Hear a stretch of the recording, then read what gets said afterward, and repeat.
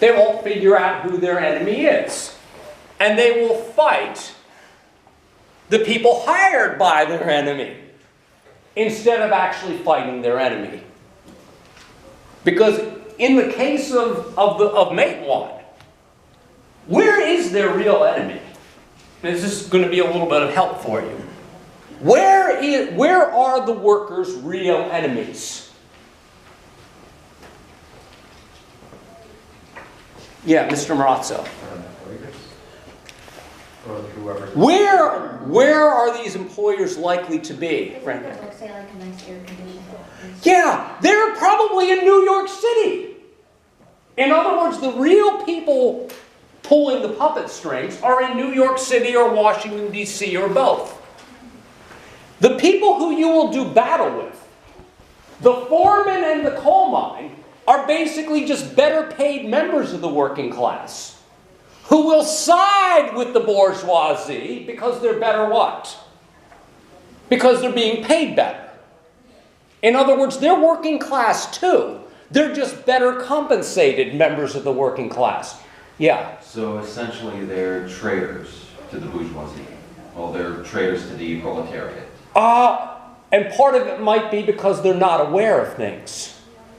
Now some of you, and I'm getting ahead of myself a minute here, and this is probably a good thing. One of the questions the textbook asked you was about Marx's analysis of class. Now Marx contended that there are ultimately only two classes, bourgeoisie and proletariat. Yeah? Just out of curiosity, well this fits in with the two-class assertion. Have you heard of the yeoman? It's an old English. Essentially, they're middle to upper middle class citizens in Old English aristocracy. Yeah. They're the people who primarily went to fight. Where would they fit? Would they fit in the proletariat or the bourgeoisie? Well, I will give you an example that's really germane to Matewan, which is similar. Two of the main antagonists in the film are two of the lead agents from the Baldwin Felts detective agency. Their characters' names are Hickey and Griggs. You might recognize both of those actors from other movies, because they were in a fair number of other films. But they are members of the proletariat. They're just better compensated members of the proletariat. And this is why someone like Marx would say, those people are confused about what class they're actually in. And by the way, many Americans might be confused too. And you were asked this question, is Marx's two-class distinction sufficient or insufficient? Now keep in mind, I have been told from the time that I was very young that I'm a member of the what?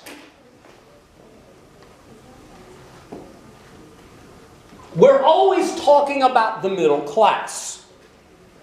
Now from Marx's perspective, the very language that we are taught to think about class actually muddies the waters.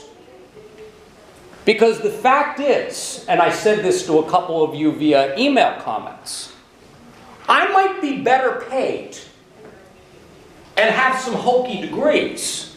Good, you got some smiles there.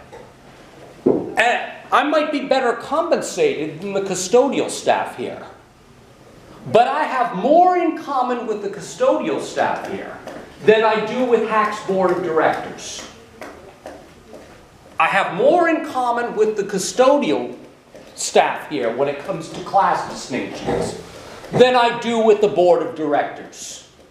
And this is because me and the custodial staff are both workers. We just do slightly different kinds of work. And we also lack what? Starts with a C. Thank you. We lack control over the institutional system surrounding our labor. Now granted, because of labor laws and things of this nature, I am a little better off than some. my situation is not all that precarious. You know what I'm talking about, right? I've put in my time. I've shown that I have the right level of competency. I have the T word. You know, that the T word that some people would like to abolish. Well, guess why that exists?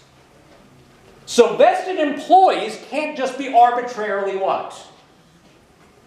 Fired. In other words, it's a system of worker protections. Yeah. Do you think tenure as it currently exists should stay as it currently exists, or do you think it should be weakened? I think it's already been weakened. Tenure never was as strong as people claim it was. Remember, the way that tenure is portrayed in the media is basically a straw man. They make it sound like incompetent people are protected left and right, when that's actually not the case. Do sometimes people who are incompetent get worker protections? Yes. Why? In order to protect everybody, you sometimes have to what? Protect the idiot? Yeah, exactly. And by the way, if they are truly incompetent, they eventually get canned even if they do have tenure. Contrary to what the media says. 47. Yeah, thanks. Contrary to what the media says. Keep in mind, who owns the media? The bourgeoisie. It is under corporate control. These are for-profit corporations that own the mass media.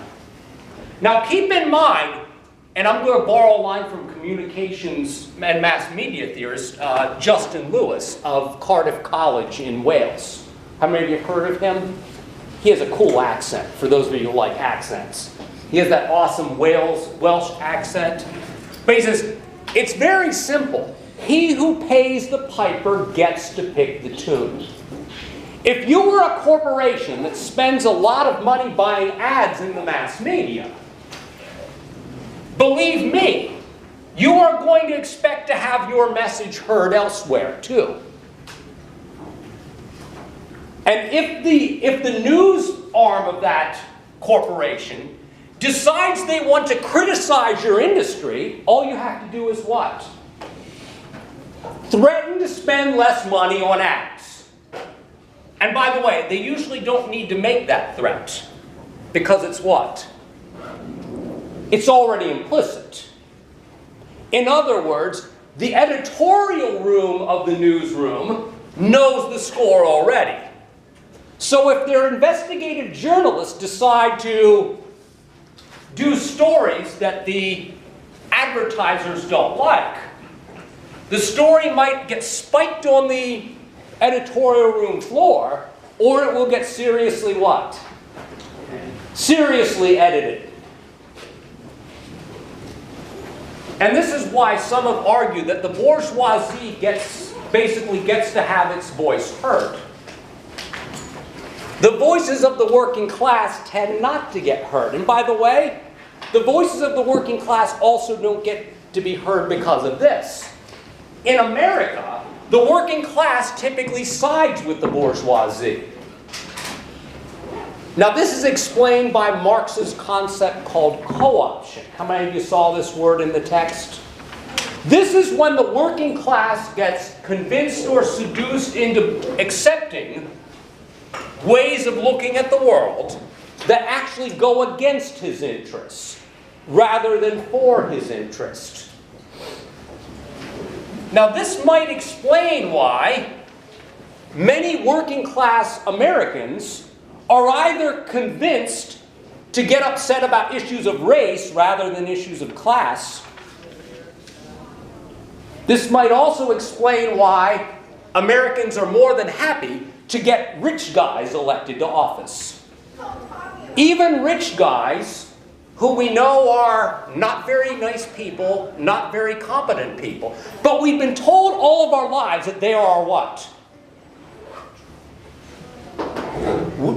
We have been told all of our lives that they are our betters. And if they were not our betters, they wouldn't be rich and I wouldn't be here, a member of the working class. They are my better. That's why they should be ruling me. That's why they deserve to be making 7 figures or more a year. This is why you deserve to be suffering for most of your life, because you are inferior to them. I don't believe that, folks.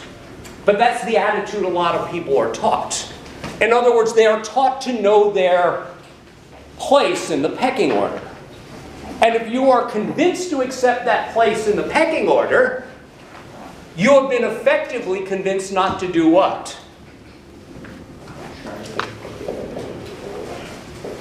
You've been effectively convinced not to fight back. And any time people do decide to fight back, the system will find a way of either calling them naive, stupid, evil, or using any number of racist monikers to try to put them down. You know, that kind of thing. If any group decides to take matters into their own hands, the bourgeois establishment will, in unison, demonize them. Even political figures who try to speak real truth to power. Yeah, we might not demonize them too much, but we will say, oh, it's all sweet and nice, but he's naive. He doesn't know how the system works. You know what I'm talking about? If anyone actually does come along and say there's something unjust about this system, we ought to do something about it within legal frameworks, that person will, oh, he's not qualified. You know, that kind of thing. In other words, it has to be one of the mainstream Republicans or mainstream Democrats. So essentially, it's the same reason why no one. So the reason why no one believes third-party politicians is the same reason why they don't get elected. Pretty much, and also because their message really doesn't get out there. Because they're not bending over backwards to the big corporation. Yeah, and that's the way the political machine tends to operate. We are unfortunately over time. Yeah, we are out of time. We'll